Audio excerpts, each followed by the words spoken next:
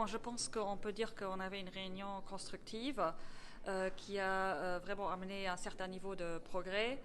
En gros, on a analysé la situation et constaté que le maintien des mesures de crise était obsolète.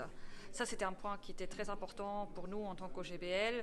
On a aussi, de notre côté, beaucoup insisté sur le gel des salaires parce que il y a beaucoup de gens qui sont fortement impactés. C'était vraiment une demande forte des salariés et c'est important qu'à partir du 1er janvier l'année prochaine, les salaires seront dégelés maintenant. Ça, c'était un pas qui était inattendu de la part de la direction générale. Oui, On c'était s'attend. un pas On est d'accord. qui était inattendu et je pense que c'est bien que ça a été fait.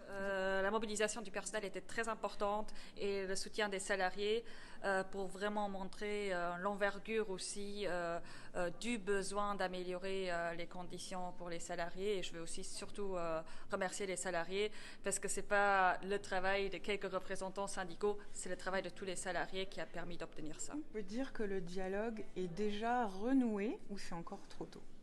On est en train de le renouer. Au niveau tripartite, le dialogue s'est très bien passé ce matin. Maintenant, il va devoir aussi améliorer le dialogue plus direct dans l'entreprise. Bon, pour cela, un médiateur a été proposé. On va le voir une première fois ce soir pour se rencontrer, faire connaissance, mais aussi fixer un agenda.